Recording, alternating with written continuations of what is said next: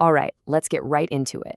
We're going to talk about reading music, but hold on. Forget everything you think you know about like boring music theory class. Today, we're going to treat it like what it really is, a secret code.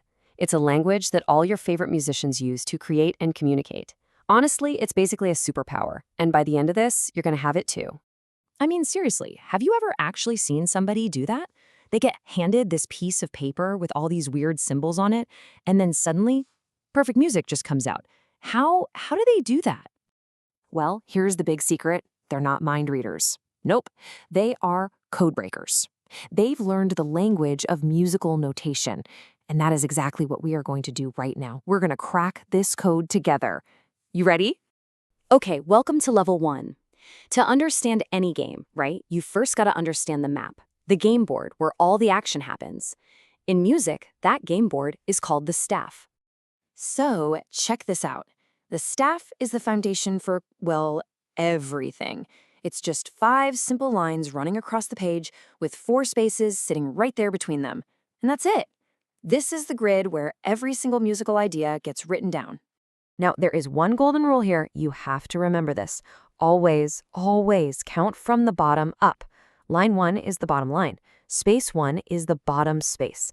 The logic is actually super simple. The higher a note is sitting on that staff, the higher it's going to sound. And the lower it is, the deeper it sounds. It's like a ladder for pitch. See? Simple, right? You know how every game map needs a starting point? Like a spawn point? Well, in music, that's the clef. This fancy squiggly symbol here is the treble clef, and it's the one you're going to see most of the time. Now, look closely. See how it curls perfectly around that second line from the bottom? Yeah, it's doing that on purpose. It's locking in that specific line as the note G. That's why people also call it the G clef. It basically gives every other note its name. Okay, so we've got our level map. Now what we need are the characters, right? The players that actually move around on the board. In music, our characters are, you guessed it, the notes. And this part's actually really simple. A note can only be in one of 2 places. It's either a line note, where the line goes straight through its head, or it's a space note, just kind of chilling out in between 2 lines. That's really it. And where it sits is what tells you its name. So how in the world are you supposed to remember the names of the 5 line notes? Simple. You use a cheat code. Seriously. From the bottom line going up, the notes are E, G, B, D, F. All you have to do is remember this sentence. Every good boy does fine. Say it a couple of times. It's the key to instantly recognizing half the notes on the staff. You ready for the other half? It's even easier. The 4 notes that sit in the spaces, again, from the bottom up, they spell F-A-C-E. They literally just spell the word face. So you've got every good boy does fine for the lines and face for the spaces. And just like that, you can name every single note on the staff. Pretty cool, huh? Okay, so knowing a note's name is only half the battle. We also have to know how long to play it and if it has any special abilities. So let's just call these the rhythm and power-ups.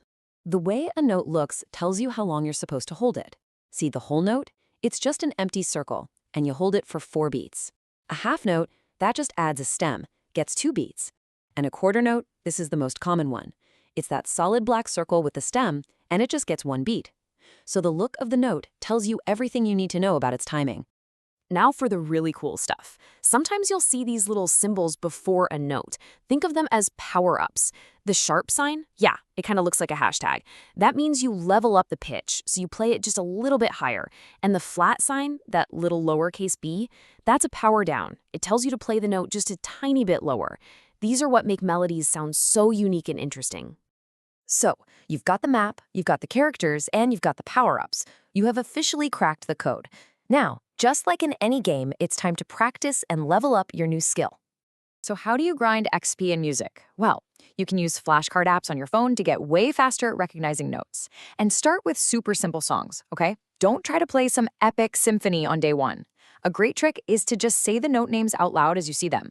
But, the most important thing is to be patient with yourself. You're learning a whole new language here. And I want you to remember this. When you first learned to read, it was slow, right? You had to sound out every single letter. But now you just read. It's the exact same thing with music. With a little practice, you won't be decoding anymore. You'll just be reading the music.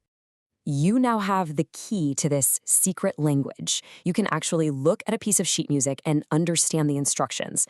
So the only question left is, what musical world, what new song are you going to unlock first?